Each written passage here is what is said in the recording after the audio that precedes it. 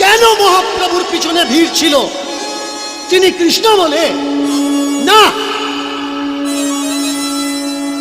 কৃষ্ণের মাধ্যম দিয়ে তিনি সমাজকে জাগাতে চেয়েছিলেন। কৃষ্ণকে দিয়ে তিনি দেখলেন সব থেকে অন্ধকার কোন জায়গায়? সব থেকে অন্ধকার সেই জায়গায় যে জায়গায় আলোটা জ্বলছে।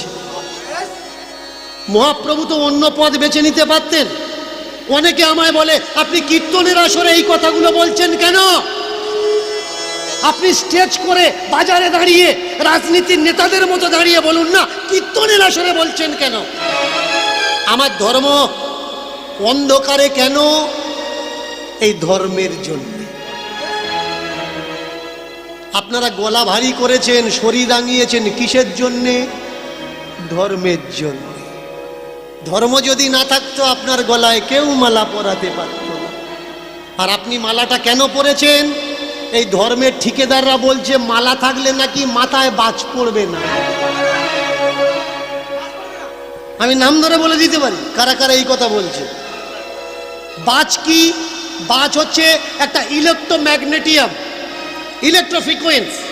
বাজ সাইকেলেরও ভোল্ট, লাখো ভোল্ট, ইলেকট্রিক, এছাড়া আর কিচ্ছু নয়।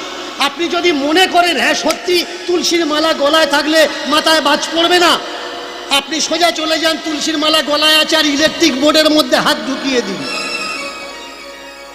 220 ভোল্ট ঝটকা মারে কি দেখুন। যদি ঝটকা মারে মানে ওর কথা মিথ্যে, আর যদি ঝটকা না মারে হাই ভোল্টেজে হাত দেবেন, দিয়ে বলবেন দেখো গলায় মালা আছে, আমার ইলেকট্রিকে ধরছে না। না ভাই, দ্রব্য বস্তু সে তার গুণ দেখাবে, তোমার গলায় মালা থাক বা না। তুমি মুসলিম দাড়ি টুপি নিয়ে ইলেকট্রিকে হাত দাও না, দেখো না ধরে কিনা। ও দিয়ে ইলেকট্রিক জানে না তুমি কোন ধর্মের মানুষ, কোন সম্প্রদায়ের মানুষ। ঝাল সে জানে না তুমি কোন সম্প্রদায়ের মানুষ। বস্তু দ্রব্য এ তার গুণ দেখাবেই দেখাবে। এ চেতনা কে এনে দিয়েছে? আমার মহাপ্রভু এনে দিয়েছে। ইতিহাস ঘেটে দেখবেন। আমাকে অনেকে বলে চৈতন্যকে জানতে গেলে কোন কোন বইগুলো পড়বো একটু বলে দিন। যারা সত্য চৈতন্যকে খোঁজ করছেন লিখে রাখুন, চৈতন্য অ্যান্ড হিজ এজ বইটা পড়বেন। মহাপ্রভু মৃত্যুর রহস্য সন্ধানে পড়ে দেখে নেবেন। পড়বেন শৈবাল মিত্রের লেখা গোরা গ্রন্থ, পড়বেন জয়দেবের লেখা, জয়দেব বন্দ্যোপাধ্যায়ের লেখা কাহা গেলে তোমা পাই, পড়ে নেবেন নিখোঁজ গোরা, পড়ে নেবেন উড়িষ্যার অন্ধকার, পড়ে নেবেন হিস্ট্রি অফ উড়িষ্যা। 5-7খানা বইয়ের নাম বললাম, তাহলে আপনার ভিতরে আর প্রশ্ন থাকবে না সত্য চৈতন্য কোনটা আর কাল্পনিক চৈতন্য কোনটা। মহাপ্রভুর পার্ষদ যারা, তারা বলছে মহাপ্রভু সন্ন্যাস নিতে চায়নি, মহাপ্রভুর মা আর বউ দুজনে মিলে মহাপ্রভুকে সন্ন্যাসী হতে বাধ্য করেছে। কেন? তা না হলে মহাপ্রভুর সম্প্রদায়ের মানুষ, তাদের ভিতরে একটা মতবাদ শুরু হয়েছে। মতবাদটা কি? মহাপ্রভু বলছে পূজা করা লাগবে না। ভালো করে শুনবেন মতবাদটা কোথায়। মহাপ্রভু বলছে পুজো করা লাগবে না, মহাপ্রভু বলছে যজ্ঞ করা লাগবে না। যারা মহাপ্রভুর মতপথ অনুগামী, এরা কি করে? পূজা করে। কোনো দেবী দেবতার পূজা করে না। কেন? এ মহাপ্রভুর নির্দেশ। মহাপ্রভুরা কারোর পূজা করা লাগবে না, কোনো হোম যজ্ঞ তপস্যা সাধনা কিচ্ছু করা লাগবে না। কি করবে? শুধু দুটো বাহু তুলে যেখানেই থাকো না কেন, যে অবস্থায় থাকো, যদি আনন্দে থাকো কৃষ্ণ বলবে আনন্দে, আর যদি দুঃখে থাকো কৃষ্ণ বলবে কেঁদে কেঁদে, প্রত্যেকটা চোখের জলের ফোঁটাতে কৃষ্ণ যেন ছুঁয়ে থাকে। কৃষ্ণকে বলো, আমি তো ওদের মতো ডাকতে পারিনি ঠাকুর, হাজার হাজার বছর পরমায়ু ওদের ছিল, আমাদের অতটা পরমায়ু নেই, স্বল্প পরমায়ু আমাদের, অন্নগত প্রাণ। ভাত না খেলে আমরা বাঁচবো না দুটো বেলা, পেটের জোগাড় করব, ভাতের চিন্তা করব, নাকি তোমার চিন্তা করব ঠাকুর? তাই জানি না প্রক্রিয়া কি, তোমাকে কিভাবে ডাকবো। আজকের কেঁদে কেঁদে চোখের জলে আমি তোমায় ডাকছি ঠাকুর। আমি সংসার ছাড়তে পারি না কর্তব্যের খাতিরে, বাবা মা ছাড়তে পারি না, ছেড়ে চলে গেলে তারা খাবে কি, মাখবে কি, পরবে কি। তাই তোমার দুঃখের দিনে ডাকছি ঠাকুর। এখন নাইবা আসলে তুমি শেষ দিনে একবার অন্তত এসো। গৃহে বা বনেতে থাকো, গোবিন্দ বলে ডাকো। গৃহ বা বনেতে থাকো, গোবিন্দ বলে ডাকো। গৃহে বা বনেতে থাকো, গোবিন্দ বলে ডাকো। গৃহে বা বনেতে থাকো, গোবিন্দ বলে ডাকো। গোবিন্দ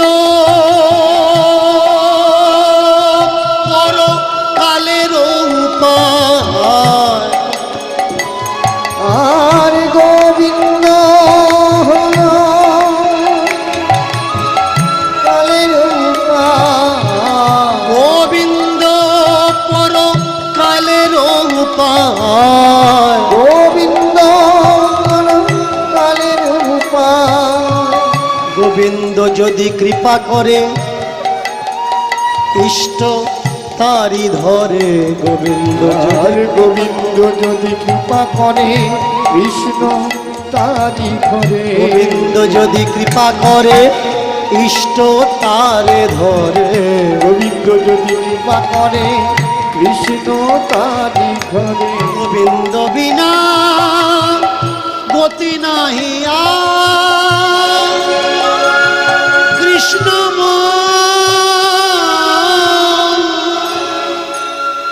কৃষ্ণ প্রাণ, কৃষ্ণ আমার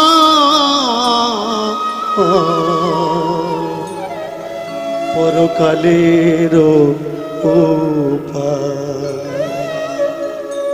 এর জন্য মহাপ্রভুর শত্রু তৈরি হলো। আমরা হাজার হাজার টাকা কামাচ্ছি যজ্ঞ করে, আর এই ছোট্ট ছেলেটা বলে নাকি যজ্ঞ করা লাগবে না। আমরা হাজার হাজার টাকা কামাচ্ছি পূজা পাঠ করে, আর এই বামুনের ঘরের ছেলে হয়েও এ বলছে এসব পূজা পাঠ করা লাগবে না। শত্রু তৈরি হয়ে গেল নদিয়া নবদ্বীপের মাটিতে। ব্যাস, যে মা হয় সে কখনো দেখতে পারে যে তার সামনে তার ছেলেটা মরে যাক।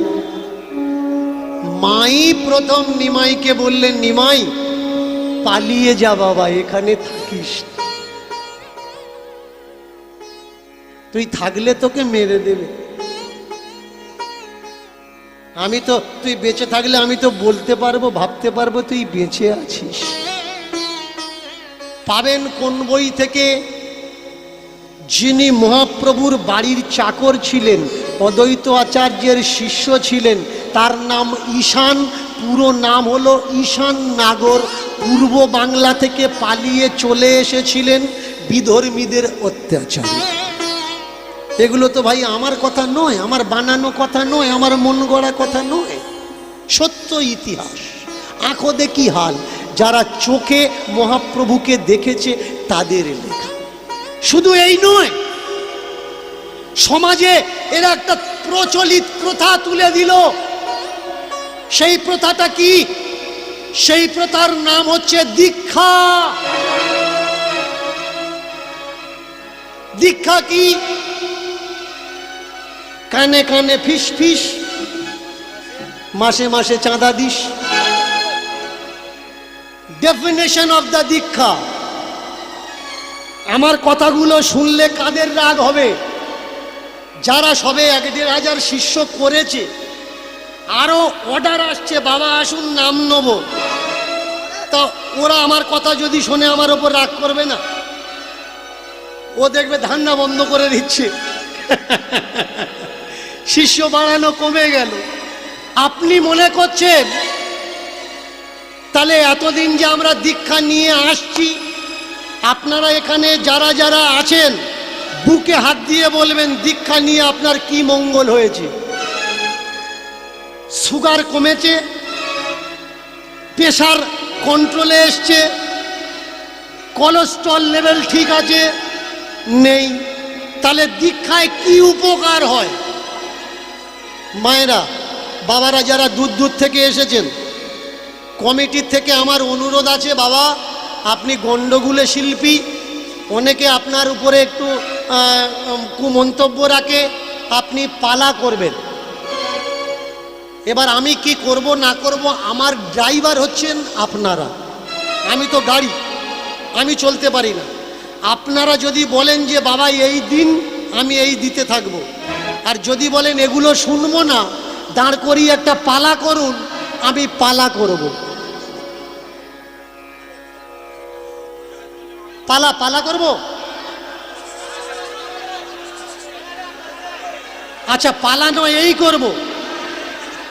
তাহলে জোর করে উলুধ্বনি।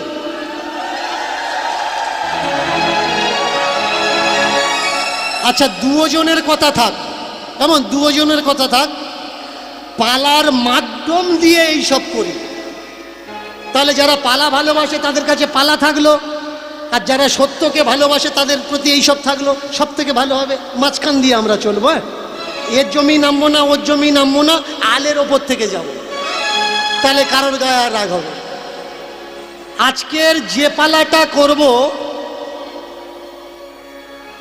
সেই পালার তত্ত্ব থাকবে সত্যি কি দীক্ষা নেওয়ার দরকার।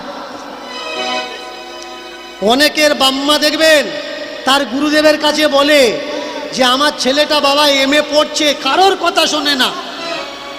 গুরুদেব আগে বলে দেয় দীক্ষা দিয়েছিস, যে যার ধান্দায় সেই তার,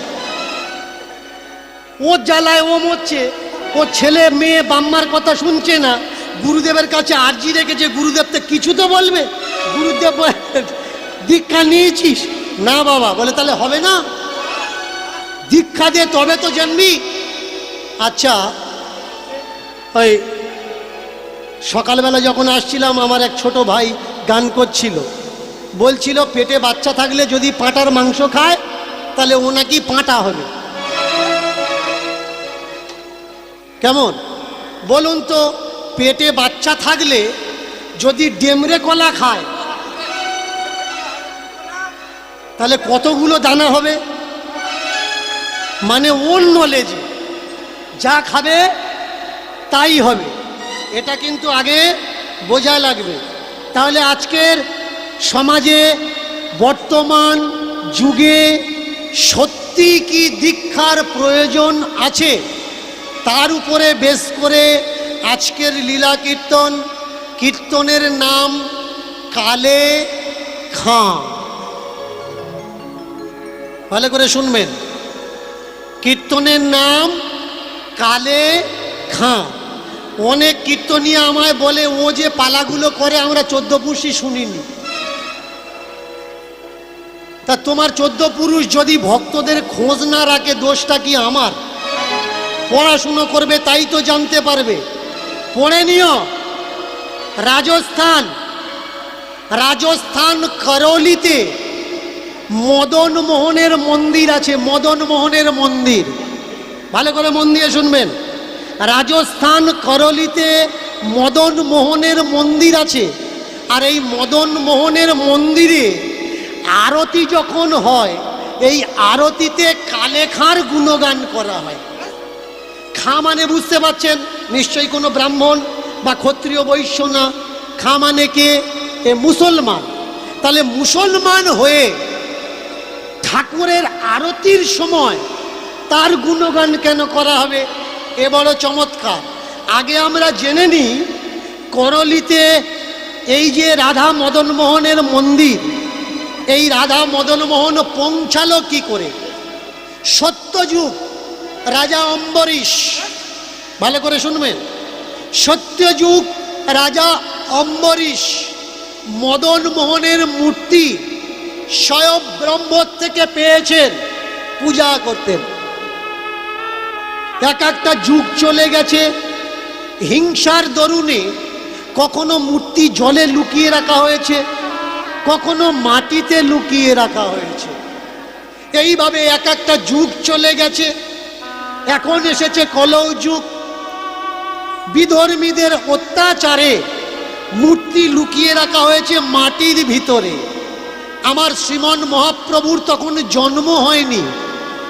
এই সময় অদ্বৈত আচার্য ইনি এসেছেন বৃন্দাবনের মাটিতে। মন দিয়ে কথাগুলো শুনবে। বৃন্দাবনের মাটিতে এসে যে বটগাছের নিচে তিনি আশ্রয় নিয়েছেন, এখনো আছে সে বটগাছ। সেই বটগাছের নাম কি? অদ্বৈত বট। এই বটের নিচে বসে উনি ভজনা করতেন। আর দিনের বেলা মথুরাতে গিয়ে মধুকরী করতেন। মধুকরী, ভালো করে শুনবেন, মাধুগিরি নয় কিন্তু। শব্দটা কি? মধুকরী। করে মধু মানে অমৃত নেওয়াকে, ভিক্ষা নেওয়াকে মধুকরী বলা হয়। এই মধুকরী করতেন, খেতেন, বৃন্দাবনে বাস করতেন। আর যখন ঘুমিয়ে পড়তেন ওই বটগাছের তলাতে, স্বপ্ন আসতো, এই আমাকে তোল, আমাকে ওঠা। আমরা যখন স্বপ্ন দেখি কি মনে করি? প্রথম মনে করি এটা স্বপ্ন। কিন্তু দ্বিতীয় দিন যদি আবার দেখি, তৃতীয় দিন যদি আবার দেখি, চতুর্থ, পঞ্চম, ষষ্ঠ, সপ্তম যদি দেখতেই থাকি একই স্বপ্ন, তার মানে কিছু না কিছু ব্যাপার আছে। স্বপ্নের সূত্র কি? স্বপ্নের সূত্র, আমরা এক স্বপ্ন বারবার কোনোদিন দেখি না। আরেকটা মজার ব্যাপার, স্বপ্ন দেখতে দেখতে আমরা ঘুম ভেঙে গেল আমাদের, বাইরের থেকে বাথরুম করে এসে আবার যখন শুই, তারপরের থেকে কিন্তু স্বপ্ন স্টার্ট হয় না। ওটা হতে পারে, আবার অন্য স্বপ্ন আসতে পারে। একটু আগে দেখছিলাম ভালো ভালো খাচ্ছি, পরে আবার বাথরুম থেকে এসে যখন ঘুমালাম দেখছি কেউ যেন আমাকে দাবড়াচ্ছে। দুটো স্বপ্নের ভিতরে কোনো কম্বিনেশন নেই। যাও কিছু আসতে পারে, কিন্তু অদ্বৈতাচার্য তিনি দেখছেন বহুদিন ধরে একই স্বপ্ন। কেউ যেন মাটির নিচ থেকে বলছে, আমাকে তোল, আমাকে তোল, আমাকে তোল। স্বপ্নের ঘোরে আচার্য জিজ্ঞাসা করছে, কে কে কে কে গো তুমি ডাকো বারে বারে, কে গো তুমি ডাকো বারে বারে, কোন জানায় আছো তুমি জানি না তো হায়, জানি না তো হায়। কোন জানায় আছো তুমি জানি না তো হায়, জানি না তো হায়। না না না না না না না না না না না না না, কোন জানায় আছো তুমি জানি না তো হায়, জানি না তো হায়। কোন জানায় আছো তুমি জানি না তো হায়, জানি না তো হায়। কে তুমি ডাকো আমায়, বলো আছো কোথায়, বলো আছো কোথায়। বলো আছো কোথায়, বলো আছো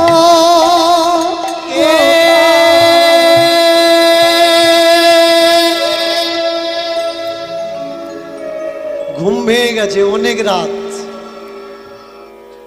জেগে উঠেছে, অন্ধকার। এখন যারা বৃন্দাবনে গেছেন, বৃন্দাবন সে বৃন্দাবন আর নেই, অনেক পরিবর্তন। এখন গেলে বাবলা কাঁটা দেখতে পাবেন, কিন্তু তৎকালীন সময়ের বৃন্দাবনের প্রেক্ষাপট এত ভয়ঙ্কর ছিল, বিষধর সাপ, হিংস্র জন্তু জানোয়ারের নিবাস ছিল। বৃন্দাবনে সেই যেত যার বাঁচা দিয়ে আর ইচ্ছা ছিল না, হয় মৃত্যুকে পাবো না হলে গোবিন্দকে পাবো, দুটো রাস্তা। উঠে জেগে যাচ্ছে কে? এবার মাটির ভিতর থেকে আওয়াজ আসছে, এখানে এখানে এখানে এখানে কই? কোথায় তুমি? কোথায় কোথায় কোথায় কোথায় তুমি? এক জায়গার বালি থরথর থরথর থরথর করে কাঁপছে। সেই বালিটা হাত দিয়ে সরিয়ে সরিয়ে কি যেন একটা শক্ত মতো হাতে ঠেকলো। কি এটা? আবার বালি সরিয়ে সরিয়ে একেবারে এত বড় মদন মোহনের মূর্তি বেরিয়ে এলো। চমৎকার কি জানেন? আজকের যে মানুষ আমরা রাধা নামে পাগল, অদ্বৈত আচার্যের সময়কাল একটু পিছনের দিকে গেলে চণ্ডীদাস পর্যন্ত দেখা যায় রাধার প্রসঙ্গ ছিল না। আজকের যে কৃষ্ণর পাশে যে রাধাকে বসিয়ে আমরা পূজার্চনা করছি, গোটা বৃন্দাবনের মাটিতে কৃষ্ণের পাশে রাধা প্রতিমূর্তি ছিল না। এই রাধা প্রতিমূর্তি আসলো কিভাবে? ভালো করে শুনে রাখবেন, মনে রাখবেন কথাগুলো। নিত্যানন্দের দুই স্ত্রী জাহ্নবা আর বসুধা, সূর্য সার্কেল, দুই কন্যা জাহ্নবা আর বসুধা। এই জাহ্নবা আর বসুধা দুই স্ত্রী, এরা দুই বোন, বড় বোন আর ছোট বোন। এইবার এই নিত্যানন্দের স্ত্রী যেদিন বৃন্দাবনে আসলেন, নিত্যানন্দের স্ত্রী প্রথমে রাধা মূর্তি তৈরি করিয়ে কৃষ্ণের পাশে দাঁড়িয়ে প্রতিষ্ঠা করলেন। এই হলো রাধার ইতিহাস। আগে জানা লাগবে। তাকিয়ে দেখুন, একখানা মূর্তি উঠেছে মদন মোহন, চতুর্দিকে পরিচিত হয়ে গেল যে কোত্থেকে? শান্তিপুর, নবদ্বীপের শান্তিপুর, নদিয়ার শান্তিপুর থেকে এক বাবাজি এসছে, আধোড়া আদমরা বুড়ো বাবাজি, আর তার হাতে একখানি মূর্তি উঠেছে স্বপ্ন আদেশ করে। মথুরার চতুর্বেদী ব্রাহ্মণ খবরটা পেয়ে এসে করজোড় করে দাঁড়ালেন, আচার্যদেব আপনি আমার গুরু হবেন, আমাকে দীক্ষা দেবেন, শিষ্যত্বের অধিকার দেবেন। গুরু আচার্য শিষ্য করলেন। আর ওই বৃন্দাবন ত্যাগ দেওয়ার প্রাককালে এই মদন মোহন মূর্তিকে ওই চতুর্বেদী ব্রাহ্মণের হাতে তুলে দিয়ে আসলেন নিত্য নৈমিত্তিক পূজা অর্চনার জন্য। বৃন্দাবন থেকে উঠলো, আসলো কোথায়? মথুরা। এর জন্য এখনো পর্যন্ত এদিক থেকে যখন আপনি বৃন্দাবন যাওয়ার জন্য যাবেন, আগে কিন্তু আপনার মথুরাতে নামা লাগে। কেন? এটা মদন মোহন স্টপেজ। মথুরাতে আগে আপনার পদার্পণ, তারপর বৃন্দাবনের দিকে গমন। এইবার বহু সময় কেটে যায়, নিমায়ের জন্ম হয়, চতুর্দিকে প্রচার চলতে থাকে, ষড় গোস্বামীর পদার্পণ হলো বৃন্দাবনে। এই ষড় গোস্বামীর ভিতরে দুই প্রধান গোস্বামী, রূপ গোস্বামী আর সনাতন গোস্বামী। এই দুই ভাই বৃন্দাবনে আসলেন। যিনি সনাতন গোস্বামী, আর এই দুই ভাই চলে যেতেন মথুরাতে ভিক্ষা করতে। 10 দিন পর পর একদিন ভিক্ষা করতেন। আর ভিক্ষাতে তারা কি পেতেন? শুকনো রুটি। ভজন কাকে বলে দেখুন, শুধু বললে হবে না আমি ভজনের ঘরে প্রবেশ করেছি। 10 দিনের ওই রুটি করতেন কি তারা?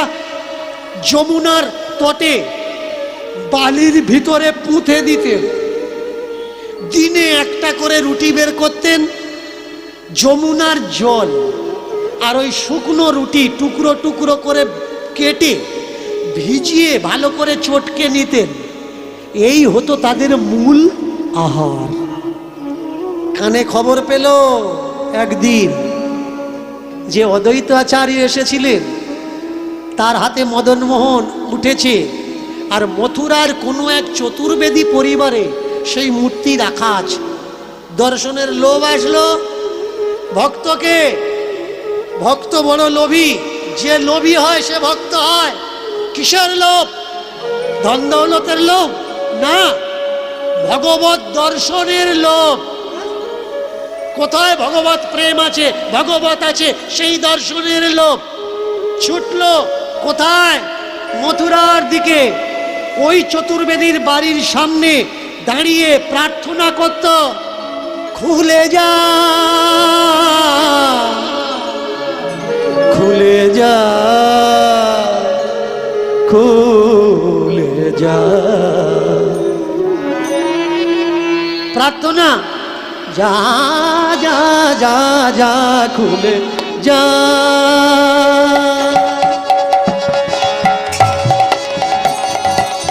যা যা যা যা যা যা যা যা যা যা যা, খুলে যা।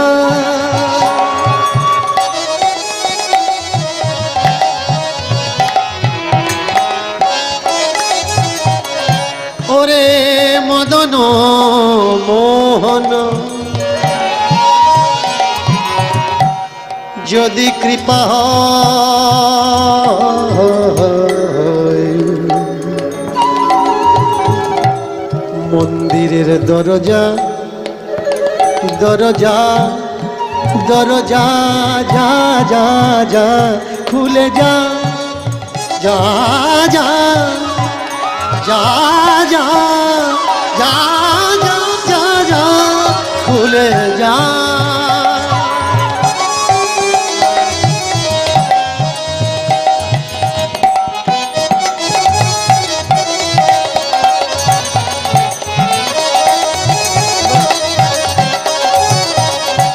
যদি থাকে পূর্বে কোনো ভজন সাধন, খুলে যাও মন্দিরের দরজা, যেন আমার হয় প্রভুর দর্শন। খুলে যা, যা যা, খুলে যা। ওমা, তোমার দরজায় এসেছি গো মা, যে জন্য এসেছি দাও দাও। সেটা দিলে নিয়ে চলে যাবে, দাও দাও, যে জন্য এসেছি। রুটি এনে দিয়েছি। হ্যাঁ গো মা, তোমাদের মন্দিরে ভোগ দেবে না? দুপুর হয়ে গেল তো।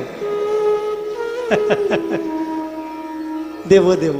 তাহলে এক কাজ করো না, ওই মন্দিরের প্রসাদই যে প্রসাদ, মহাপ্রসাদ, ওই ভোগ মহাপ্রসাদ দাও না, এ দিও না।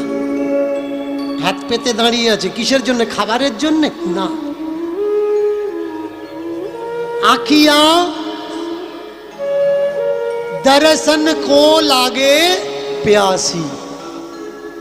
ভক্ত মুখের জন্য ভিক্ষা করে না, নয়নের জন্য, ভাবের জন্য ভিক্ষা করে। দরজাটা খোলো, যেই প্রসাদ দেওয়ার জন্যে, ভোগ চড়ানোর জন্য দরজাটা খুলেছে, ওরে বাপরে, কে কে? তুমি তীর্থে যাচ্ছ, তুমি যাচ্ছ না, তোমার ডাক এসেছে তাই তুমি যাচ্ছ। তুমি ভগবান দেখছো, ওতে কোনো যায় আসে না। যেদিন ভগবান তোমাকে দেখে নেবে সেই দিন যায় আসে। তুমি ডাকছো দেখা দাও, দেখা দাও, দেখা দাও, ও দেখা দিচ্ছে না। কিন্তু যেদিন ওর ডাক আসবে, দেখা দে, দেখা দে, দেখা দে, সেদিন তুমি আর টিকতে পারবে না। কে এ? কে?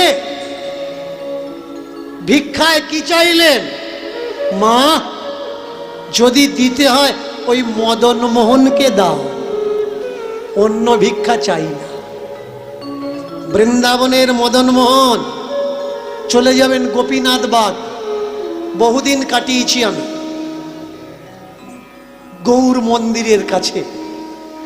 এই বৃন্দাবনের মদন মোহন বিধর্মীদের অত্যাচারে তাকে নিয়ে গিয়ে রাখা হলো কোথায়? রাজস্থান। আর সেই রাজস্থান থেকে মূর্তি আসলো করলিতে, এখানে স্থাপনা করা হলো, মন্দির নির্মাণ করা হলো। সেই থেকে আজও পর্যন্ত করলির মদন মোহন নামে খ্যাত। সার্চ করে নেবেন কালে খাঁ, ভক্ত কালে খাঁ বা রাজস্থান করলির মদন মোহন মন্দির, গুগল তো আছে আপনার হাতের মুঠোয়, ঠিকানা পেয়ে যাবে। চমৎকার দেখুন, ওর যখন বুলাবা আসে, ও তো না অন্ধ দেখে না খোঁড়া দেখে, ও টেনে নেয় তার কাছে। ভগবান কাকে ভালোবাসে? যে ভগবানকে ভালোবাসে। ভগবান অন্য কিছু চায় না যে তুমি শুকিয়ে শুকিয়ে একাদশী করো, দ্বাদশী করো, ত্রয়োদশী করো, চতুর্দশী, অষ্টমী, ষষ্ঠী করো। ভগবান এসব চায় না। ভগবান কি চায়? ভগবান চায় তুমি আমাকে কতটা ভালোবেসে পারো। চতুর্দিকে খবর পাঠালো পূজারী, মদন মোহনের সেবায়েতে দরজার সামনে একজন প্রহরী ঝাড়ুদার লাগবে। যদি কোনো ভাগ্যবান থেকে থাকো, চলে এসো মন্দিরের সেবার জন্য। এবার চতুর্দিকে খবর দেখো ছড়াইয়া গেল, এবার চতুর্দিকে খবর দেখো ছড়াইয়া গেল, চতুর্দিকে খবর দেখো ছড়াইয়া গেল, চতুর্দিকে খবর দেখো ছড়াইয়া গেল। আমার মদন মোহন সেবার তরে লোক লাগবে রেখো, মদন মোহন সেবার তবে আমার মদন মোহন সেবার তরে লোক লাগবে রেখো। মদন মোহন সেবার তবে লোক লাগবে এসো। তোমরা কে কে আছো, কে কে আছো, কে কে আছো, কে কে আছো, ওই মন্দির সেবার করার তরে কে কে আছো, কে কে, ওই মন্দির সেবার করার তরে কে কে আছো, কে কে আছো, ওই মন্দির সেবার করার তরে কে কে আছো, কে কে ওই আছো। মন্দির সেবা করার তরে কে কে আছো, কে কে আছো। যার কানে খবর গেল সেজন ছুটে এলো, যার কানে খবর গেল সেজন ছুটে এলো। দেখো যার কানে খবর গেল সেজন ছুটে এলো। দেখো যার কানে খবর গেল সেজন ছুটে এলো। আমি ঝাঁট দেব, ঝাঁট দেব, আমি ঝাড় দেব, ঝাড় দেব, যা যা বলবে তাই তাই করবো, ঝাঁট দেবো, ঝাঁট তুমি দেব। যা যা বলবে তাই তাই করবো। মদন মোহন সেবার তরে যা বলবে তাই তাই করবো। মদন নিতাই গৌর হরি বল হরি। সেবার তরে ঝাড় দেব, সেবার তরে না, ওরে বাপরে, এতগুলো মানুষ তোমরা মদন মোহনের সেবা করবে? আমার লাগবে একজন লোক, এত লোক কি হবে? কে কে করবে? আমি করব। ও পণ্ডিতজি আমি করব, আমি মদন মোহনের সেবা করব। আচ্ছা তুমি মদন, এই তোমার জাত কি? আমি তো মুচি। মুচি তো চলো, এই বাবু সরে দাও, সরে দাঁড়াও। মদন মোহনের সেবা করবে, মুচি বড় বাবু হয়েছ? বেরো মন্দিরে, বাইরে বাইরে বাইরে। কে ভগবান? যেখানে হয় জাতপাতের বিচার প্রধান, কখনো হতে পারে সে ভগবান? আর এই জাতের জন্যে আসতে দেওয়া হলো না মন্দিরের কাছে, ফিরে গেল এক এক করে মানুষ। কিন্তু ঝাঁট দেবে কে? দ্বার রক্ষা করবে কে? ঘিরে থাকবে কে? কালে খাঁ নাম করে একজন মুসলমানের ছেলে, সবে বিয়ে করেছে, কাজকর্ম কিছু নেই, সংসারে চাল আনতে পারছে না, ডাল আনতে পারছে না, আটা ময়দা সুজি কিনতে পারছে না। এই খবর শুনে মন্দিরের কাছে দাঁড়িয়েছে। পণ্ডিতজি আমাকে নেবেন? টাকা পয়সা দেওয়া লাগবে না, দুবেলা দুমুঠো আমার আর আমার স্ত্রীকে খেতে দিলেই হবে। পণ্ডিতজি বলছে মন্দিরে যারা চাকরি করে তাদের তো টাকা পয়সা কিছু দেওয়া হয় না বাবা, মন্দিরে তো উল্টে আরো টাকা দেওয়া হয়, দেয় যারা আসে। মন্দির থেকে কাউকে টাকা দেওয়া যায় না। সময়টা চলছিল জোর যাদের মুলুক তাদের, ব্যাস চাকরিতে ইন্টার করা হলো। কাকে? কালে খাঁকে।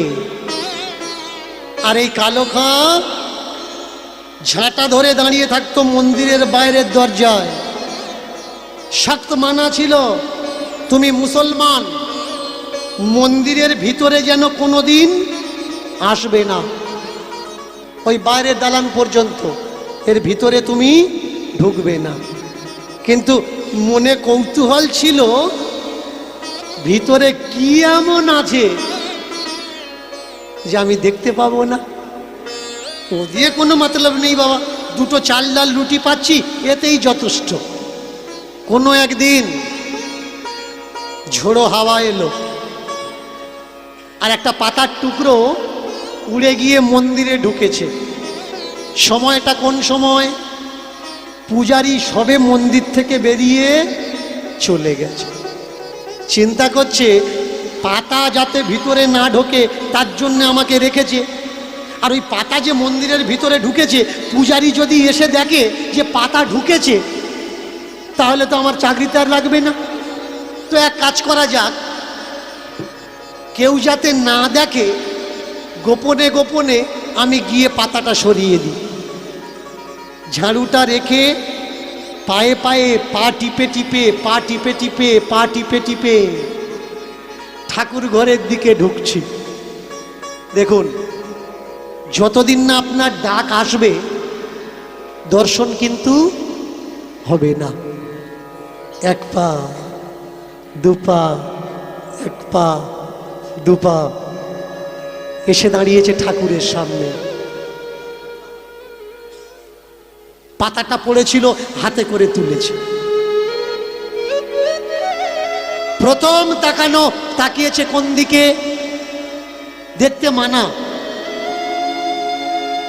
ঠাকুরকে দেখতে মানা, মুসলমানের ছেলে, তবুও এক ঝলক দেখেছে পা দুটো, মদন মোহনের দুটি চরণ কমল। চিন্তা করছে বাহ, খুব সুন্দর দেখতে ছোট্ট ছোট্ট পা, এখানে তো কেউ নেই। সেই পা যখন দেখেছি তাহলে আরেকটু উপরের দিকে তাকাই। দুটো হাঁটু দেখেছে, জানুদেশ। ওরে বাপরে, এত সুন্দর পা, এত সুন্দর হাঁটু। সেই যখন হাঁটু পর্যন্ত দেখলাম, আরেকটু উপরে কোমরটা দেখি, কোটি দিশের দিকে তাকিয়েছে। প্রথম দর্শনে পড়ল মদন মোহনের নূপুর, দ্বিতীয় দর্শনে কোটি বন্ধ, কোমর বন্ধ। এই কোমর পর্যন্ত যখন দেখেছি, আর একটু উপরে দেখি, নাভি পর্যন্ত, গলার গজমতি হার। ওরে বাপরে, এত দামি দামি গহনা, এত দামি দামি গহনা! তাহলে না জানি নাভিতে যদি এই থাকে, বুকে কি আছে? এবার বুকের দিকে তাকিয়েছে। ওরে বাপরে, আমি ভাবছিলাম বোধহয় একটা মালা হবে, এ তো একটা মালা না, হাজারো মালায় ভূষিত। যে যেমন পেরেছে তেমন দান করেছে। একেবারে বুকটা যেন সোনা দিয়ে বাঁধানো, মোড়া, চাপা দেওয়া। এবার বুক পর্যন্ত যখন দেখেছে, মুখ দেখার পিপাসা কি আর বাকি থাকে? হিন্দুদের আল্লাহ, তুমি যেন আমাকে গুনাহ দেও না, তবা তবা, একবার একটু মুখটা দেখব। কেউ জানবে না, এক ঝলক মুখ দেখব, দেখে আমি চলে যাব, ব্যাস। যেমনি তাকিয়েছে মুখের দিকে। আর আমি প্রথমেই কিন্তু বলে দিয়েছি, তুমি ভগবানকে দেখছো বা না দেখছো, ওতে কোনো যায় আসে না। ভগবান যদি তোমাকে দেখে ফেলে, সেই দিন তোমার জীবনের সব কিছু পরিবর্তন হয়ে যাবে। যেমনি মদন মোহনের চোখে চোখ রেখেছে, এক ঝলকে মদন মোহনও কালেখার চোখে চোখ দিয়ে দিয়েছে।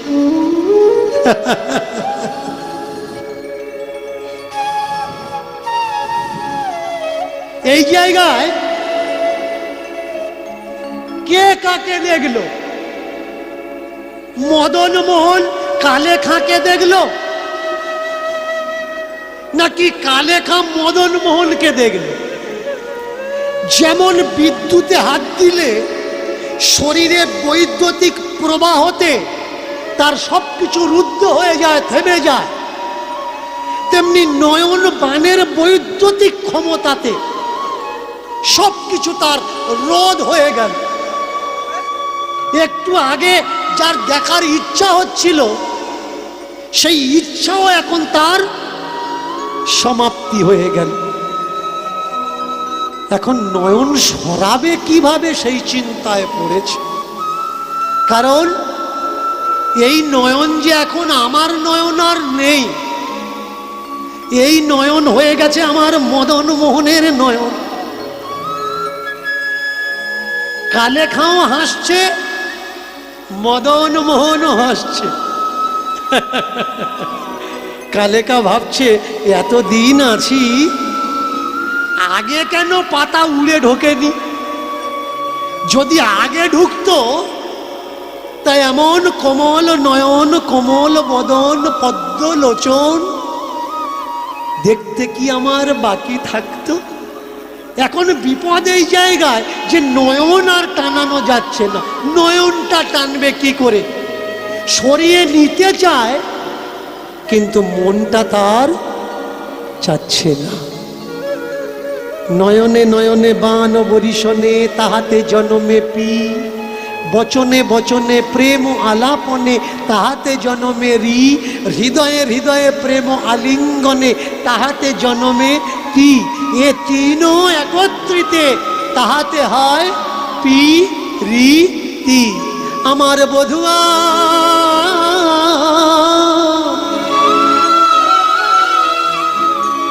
নয়নে নয়ন রাখি, নয়নে নয়ন রাখি, আবার নয়নে নয়নে রাখি, নয়নে নয়নে রাখি।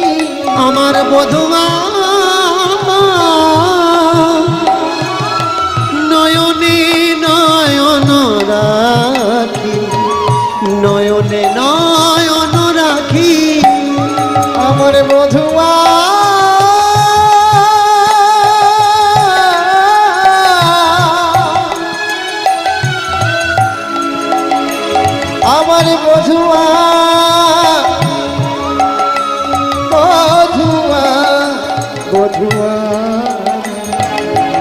নয়নে নয়নে রাখি, নয়নে নয়ন রাখি,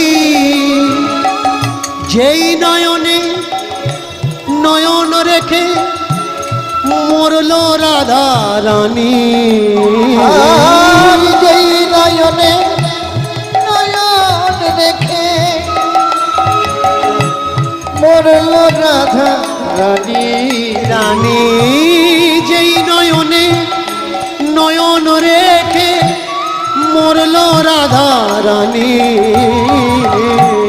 যেই নয়নে নয়ন রেখে মরল রাধা রানী। যেই নয়নে নয়ন রেখে মরল মীরা রানী। আর যেই নয়নে নয়ন রেখে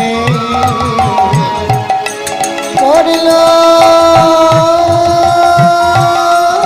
মীরা রানী। সেই নয়নে কালেখা আজ নয়ন রেখে দিল। সেই নয়নে কালে খাই কালি নয়ন রেখে দিল। ফেরা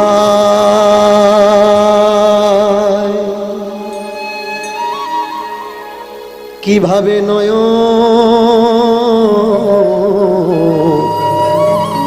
ফেরায় মানে না দুটি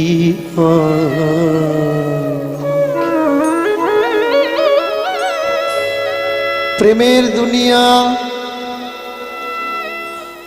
প্রেমের জগৎ। প্রেম দুটো অক্ষর, একটা শব্দ, একটা মাত্রা। যে কোনো জায়গায়, যে কোনো পরিস্থিতিতে, যে কোনো দশায়, যে কোনো কিছুর সঙ্গে হয়ে যেতে পারে। কালেখার হয়ে গেল মদন মোহনের সঙ্গে। ঠাকুরজির প্রতি প্রেম, চোখ ফেরাতে পারছে না, এদিক ওদিক নয়ন সরাতে পারছে না, কি করবে ভেবে পাচ্ছে না।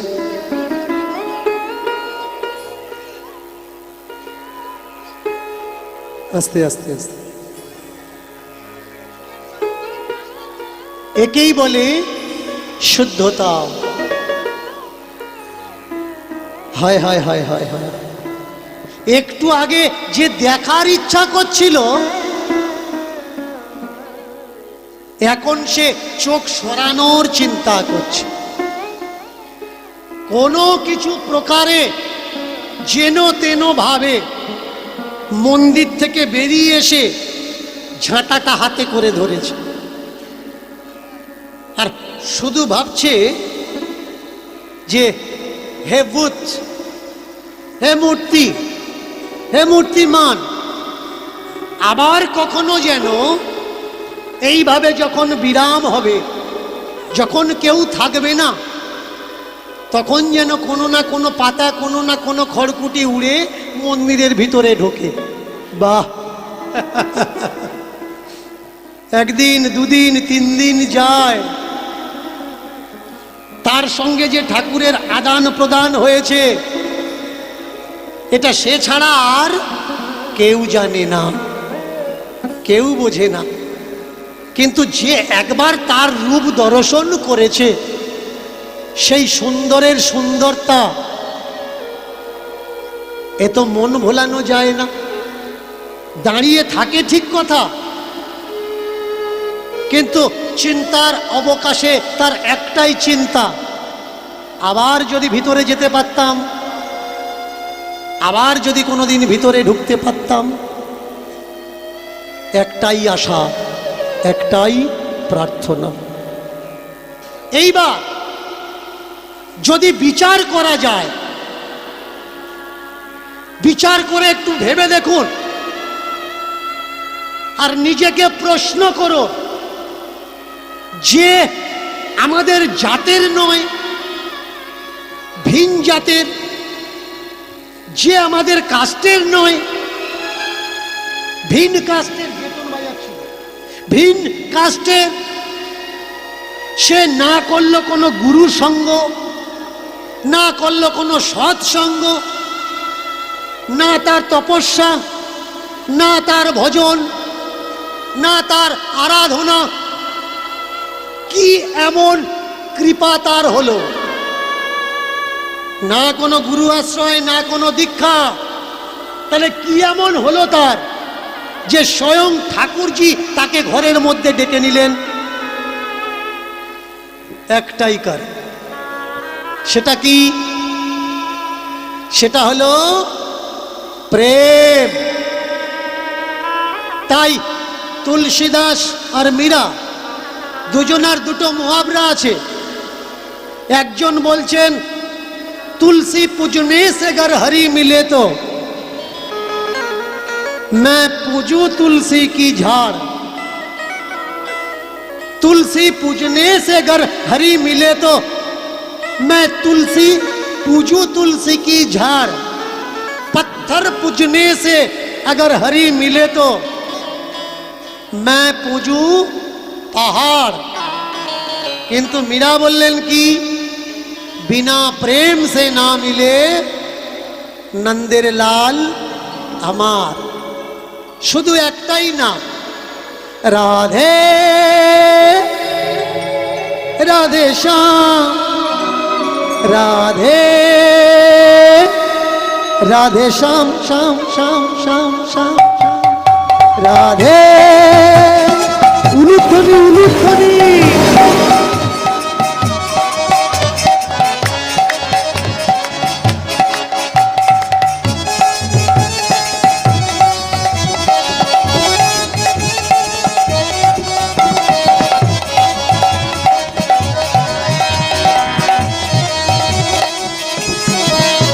राधे राधे श्याम, राधे राधे श्याम, राधे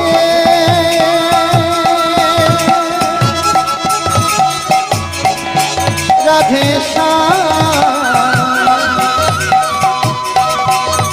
राधे राधे ओ राधे ओ राधे ओ राधे नाम, ओ राधे ओ राधे ओ राधे नाम, ओ राधे ओ राधे ओ राधे नाम, ओ राधे ओ राधे ओ राधे नाम। मायरा সন্ধ্যা হচ্ছে, কেমন একটু করো জোরে তালি দিয়ে রাধারানীর নাম ভজন আমরা সবাই মনে মনে গাইব। দুটো হাত উপরের দিকে করে ও রাধে ও রাধে ও রাধে না, ও রাধে ও রাধে ও রাধে না, ও রাধে ও রাধে ও রাধে না, ও রাধে ও রাধে ও রাধে না, ও রাধে ও রাধে ও রাধে না, ও রাধে ও রাধে ও রাধে না, ও রাধে ও রাধে ও রাধে না, ও রাधे ओ राधे ओ राधे। वृंदावन में राधे राधे, श्याम कुंज में राधे राधे, दान गली में राधे राधे, मान गली में राधे राधे। वृंदावन में राधे राधे, श्याम कुंज में राधे राधे, दान गली में राधे राधे, श्याम कुंज में राधे राधे। वृंदावन में राधे राधे, दान गली में राधे राधे, मान गली में राधे राधे। प्रेम से बोलो ना उलुध्वनि उलुध्वनि। में राधे राधे, गली में राधे राधे, गली में राधे राधे।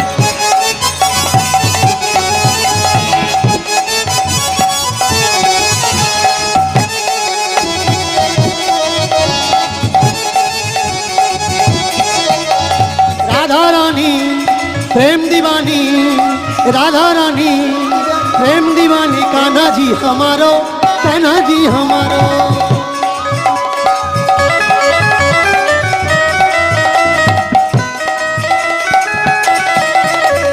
राधा रानी प्रेम दीवानी, राधा रानी प्रेम दीवानी, कान्हा जी हमारो, कान्हा जी हमारो। राधा रानी प्रेम दीवानी, रानी कान्हा जी हमारो, कान्हा जी हमारो। राधा रानी जय जय राधे, जय जय राधे, जय जय राधे, जय जय राधे, जय जय राधे, जय जय राधे। आवाज আসছে না কিন্তু। जय जय राधे, जय जय राधे, जय जय राधे, जय जय राधे। जोरे जोरे प्रेम से बोलो, आरो जोरे। মায়েরা, এতক্ষণ যারা কীর্তন শোনোনি জোরে একটু উলুধ্বনি দাও তো।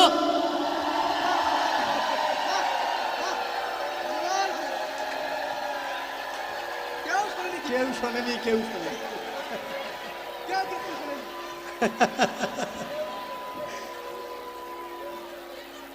বোঝা যাচ্ছে?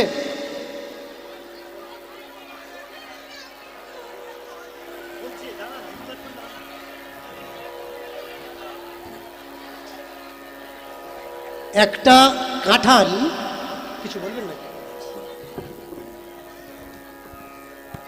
এই দীনকৃষ্ণ ঠাকুরের জন্যে সত্যি উনি তো গালাগালি তো খাচ্ছে, আর ওনার হয়ে বলতে গেলে আমরাও গালাগালি খাচ্ছি। তা কেউ এখানে সত্যি বিচার হচ্ছে, তা বিচারের মাধ্যমে যুক্তির সঙ্গে ওনার সঙ্গে কেউ মানে সামনে সামনে হতে পারছে না, এইটা খুব খারাপ বিষয়। তো উনি যুক্তিতে বসাবে, সেই জন্যে তোমাদেরকে ডাকছে, কিন্তু কেউ সামনে আসছে না। কেন? তাহলে তোমরা ঠিক মিথ্যে পথে আগিয়ে চলেছ। উনি সত্যিটাকে তুলে ধরেছে, ওই জন্যে খুব ভালো লাগে। জয় গৌর হরি বল, হরি বল। একটা ভজন, তারপরে আমরা এগোবো। যারা এতক্ষণ কষ্ট পাচ্ছিলে, কিচ্ছু হয়নি, এগুলো বলা উচিত না কিন্তু।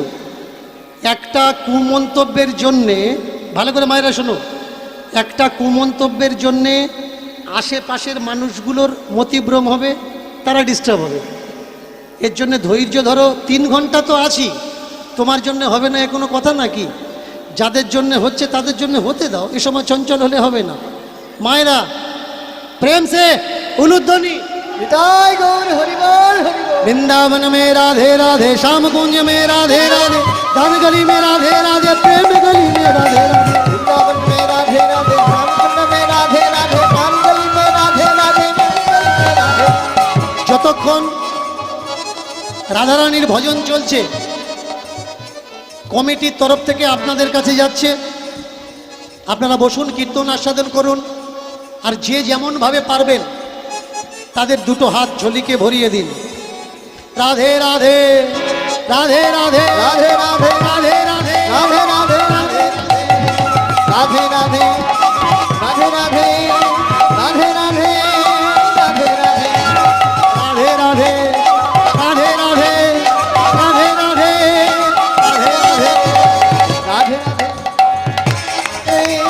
राधे राधे, राधे राधे, प्रेम से बोलो, राधे राधे, प्रेम से बोलो, राधे राधे, भाव से बोलो, राधे राधे, जोर से बोलो, राधे राधे, भक्ति से बोलो, राधे राधे, मीठा बोलो, राधे राधे, हाथ उठा के राधे, दिल से बोलो, राधे, जोर से बोलो। राधे राधे, राधे राधे, राधे राधे, राधे राधे, राधे। राधे राधे, राधे राधे, राधे राधे, राधे राधे। रानी ओ राधा रानी रे, मैं तो तेरी दीवानी बन गई रे, तेरी दीवानी बन गई, तो तेरी दीवानी बन गई रे। तेरी दीवानी बन गई, ओ राधा रानी, ओ राधा रानी, ओ राधा रानी, ओ राधा रानी।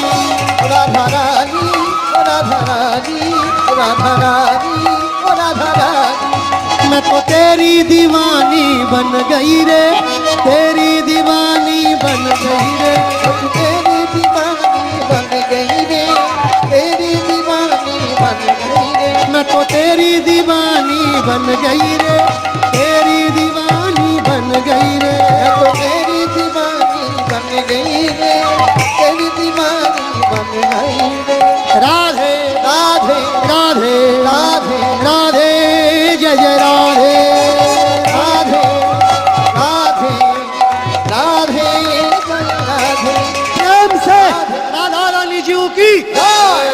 सुंदर जीव की জয় मदन मोहन जीव की জয় आखियां लगे कान्हा प्रेम में कान्हा प्रेम में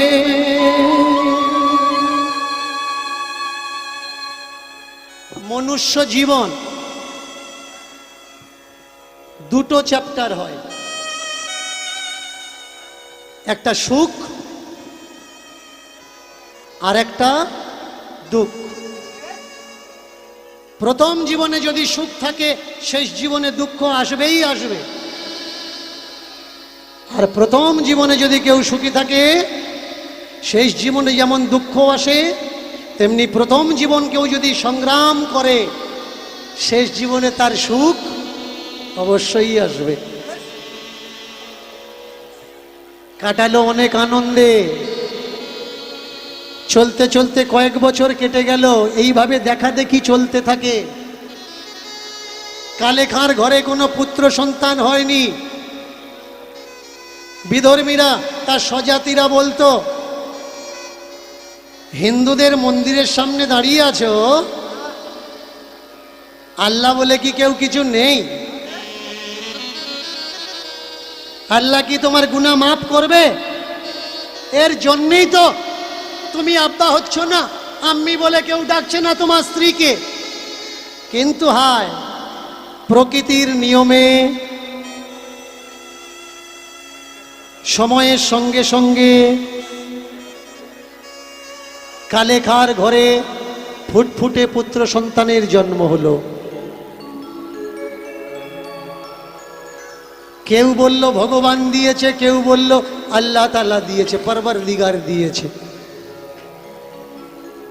প্রকৃতির নিয়ম এটা পুত্র সন্তান না তো ভগবান দেয় না তো কোনো শক্তিতে দেয় এটা প্রকৃতির নিয়ম অনেকে বলে উমুক মন্দিরে গিয়ে ধন্না দিয়েছিলাম ভর্তে দিয়েছিলাম মানত করেছিলাম তবেই আমার পুত্র সন্তান হয়েছে না হলে হতো না মন্দিরটা বড় জাগ্রত মন্দির আমি বলবো ভাই পুত্র সন্তানের জন্য একটা প্রসেস আছে যে মন্দিরে তুমি হত্যে দিয়ে তুমি বাবা হয়েছো কোনো কুমারী মেয়ে যদি হত্যে দেয় মা হবে তো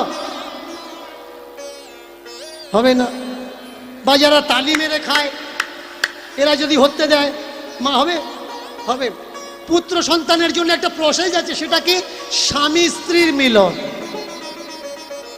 আর ক্রেডিটটা কে নেয় ক্রেডিট নেয় ধর্ম তথা ধর্মের ঠিকাদাররা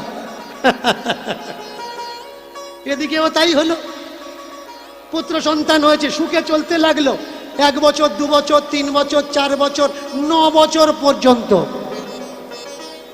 সুখ আর কতদিন একমাত্র ছেলে ওই কালেখার সাপে কাটলো সত্যের পথে যারা থাকে তাদের বিপদ আসে বলুন তো গত বছর যদি আমার কোনো বিপদ হতো অনেক মানুষ বলতো মরবে না বামনেরা যে বান মারা মেরেছে ওর ও বাঁচে কত জায়গায় যোগ্য হয়েছে জানো মন্ত্রে শক্তি নেই প্রমাণ আমি আজও সুস্থ আছি সলিড আছি কোনো সমস্যা নেই বুঝবে কি করে আপনার শত্রু বাইরের মানুষ না আপনার শত্রু আপনার বাড়ির লোক আপনার আত্মীয় যেই ছেলেটাকে সাপে কামড়েছে ছেলেটা ছটফট করছে বাঁচানো গেল না সামনে মরে গেল শরীরটা নীল হয়ে কিছু কিছু মিয়া তারা বলে উঠল মরবে না মসজিদে যায় না 5 ওয়াক্ত নামাজ পড়ে না কোনো ইবাদত নেই আল্লাহর ঘরে যায় না তা আল্লাহ ওর ছেড়ে দেবে আল্লাহ বলে কেউ নেই দেখাবে না কারোর পৌষ মাস কারোর সর্বনাশ শেষ জীবনে মরার ঘরে ব্যথা দিও না তুমিও একদিন ওই বিছানায় পাবে যন্ত্রণা জন্মিলে মরিতে হবে অমর কে কোথা কবে কেউ অমর নয়। কোথা স্বর্গ কোথা নরক কে বলে তা দূরাদূর, মানুষের মাঝেই স্বর্গ নরক, মানুষের মাঝেই সুরাসুর। দুপুরবেলা কালেখা লাঠিটা নিয়ে মন্দিরের ধারে দাঁড়িয়ে আছে, আর বউটা রেহেনা তার 9 বছরের ছেলেটা, মরা ছেলেটা কোলে করে এনে স্বামীর পায়ের ধারে রেখে দিয়ে কাঁদছে, ওগো আমাদের মনিটা আর নেই।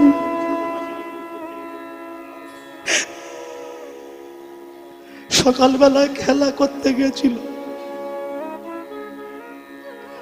কোন সাপে কামড়েছে, কেউ কেউ বলছে আল্লাহ নাকি আমাদের উপরে প্রকোপ হয়েছে, তাই আমার ছেলেটা মারা গেছে। চলো না, ছেলেটাকে কোলে করে নিয়ে মসজিদে চলো না, মৌলবীর কাছে চলো না, গিয়ে বলো না আল্লাহ আমায় মাফ করে দাও, ছেলেটা যদি বাঁচে। মরা ছেলেটাকে কোলে নিয়ে কালেখা বউকে বলছে, ওরে বিবি রে, মানুষের হাতে কি কিছু আছে? দুদিনের মেহমান আমাদের কাছে এসেছিল, সময় হয়েছে আবার আল্লাহ পাক তাকে নিয়ে নিয়েছে।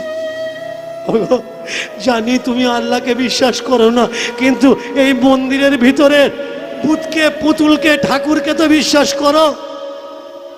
তাকে একবার বলো না, তুমি এত বছর এখানে দাঁড়িয়ে আছো, সে যদি তোমার কথা শোনে। বিশ্বাস বুলন্দ আর মজবুত হওয়ার দরকার। কে বলেছে কেউ নেই? আছে একজন, সবার আড়ালে যিনি দাঁড়িয়ে। কেউ জানে না, কেউ বোঝে না তার মনের কথা। ভিন্ন ভিন্ন আকার দিয়ে আমরা প্রকাশী আমাদের ব্যথা। আজকের কালে মিয়া ছেলেটাকে কোলে ধরে মদন মোহন মন্দিরের দিকে তাকিয়ে দুপুরবেলা মদন মোহনকে বলছে, ওগো হিন্দুদের খোদা,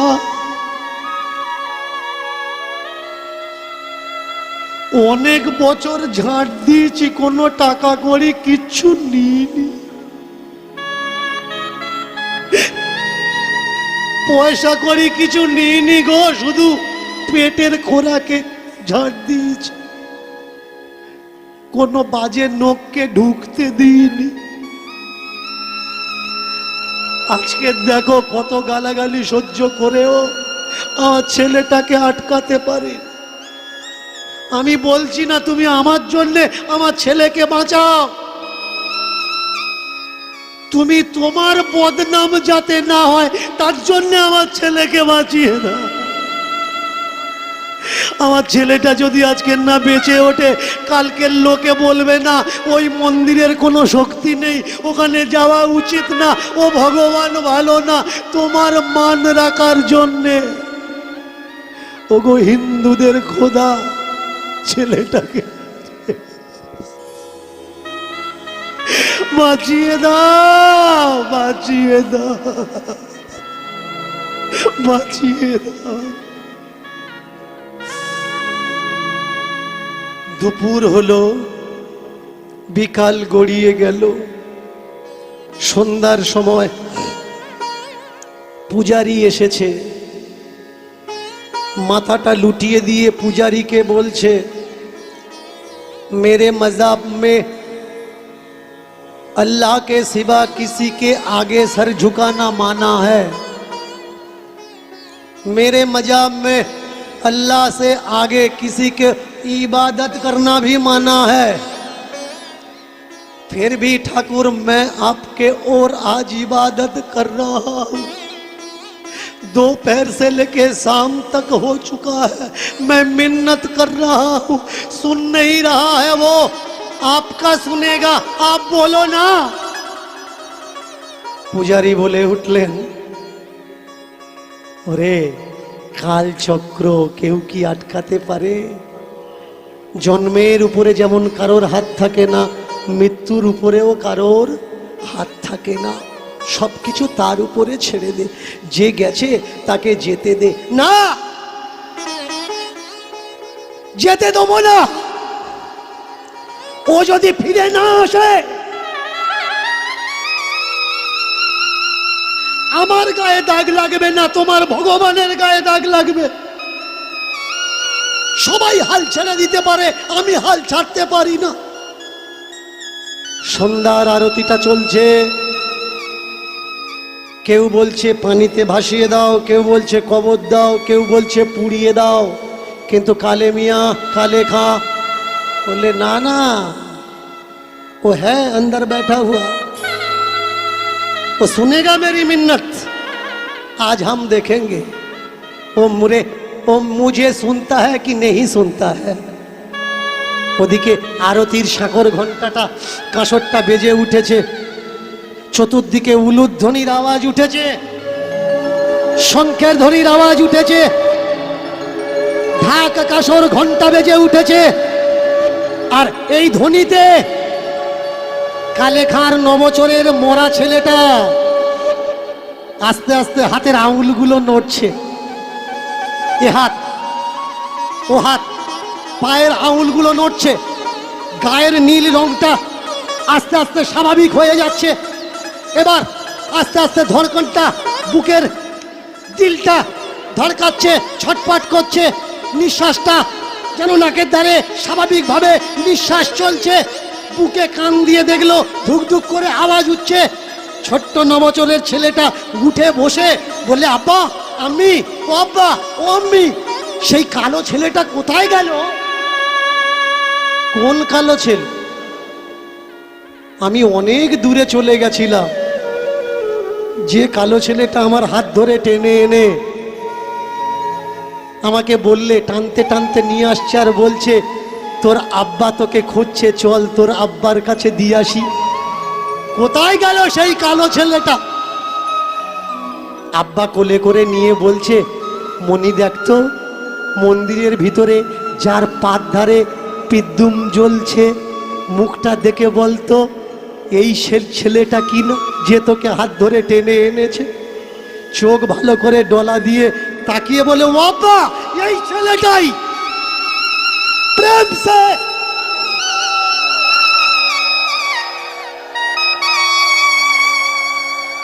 কে বলে তুমি নেই? আমি শুধু তোমাকে খুঁজতে জানি না, তাই আমি পাই না। আমি শুধু সঠিক পন্থা জানি না, তাই আমি তোমাকে পাই না। কালেখার মরা ছেলে যখন বেঁচে উঠেছে, মন্দির থেকে পূজারি আরতি ফেলে ছুটেছে। তুই হিন্দু না, তুই হিন্দু না, কিন্তু কি করলি এমন ভজন সাধন যে তোর বলে মরা ছেলে মরে যাওয়ার পরেও পেল জীবন। এই মন্দিরে কত যুগ কত কাল করেছে আমাদের পূজা, কিন্তু কেউ পেল না এই গোবিন্দ, পেল শুধু সাজা। কোন তপস্যা কোন নামে ডাগলি কালেখা, যার জন্যে তোর উপরে কৃপা হলো, কিন্তু আমি পেলাম না। যে জাতপাতের বিধানে তোকে ঢুকতে দিলাম না ভিতরে, ক্ষমা কর ভাই, ক্ষমা কর, ক্ষমা কর, আমি তোকে চিনতে পারি। আয় আজকের আমার জায়গায় তুই আয়, এই মন্দিরে আজকের থেকে তোর দখল। তুই বাইরে কেন ভাই, ভিতরে আয়, আমি নয়, তুই পূজা করে। সেই থেকে আজও পর্যন্ত আরতিতে কালেখার নামই চলে। হচ্ছে হিন্দুদের মদন মোহনের পূজা আরতি, আর সেই আরতিতে কার গুণগান করা হচ্ছে? মুসলমানের ছেলে কালে খাঁ। কেন? সে প্রমাণ করে দিয়েছে ঠাকুরকে পেতে হলে মালার দরকার হয় না, তিলকের দরকার হয় না, দীক্ষার দরকার হয় না, পূজার্চনা উপাসনা ভজন সাধন কিছুর দরকার হয় না। যদি অন্তর আত্মা থেকে অন্তর আত্মা পর্যন্ত তার সঙ্গে জুড়ে দেওয়া যায়, তুমি যেই হও না কেন ঠাকুর শুধু তোমার। এবার ভক্তবার ভগবানের মিলন হইল, চাঁদ বদনে সবে মিলি হরি হরি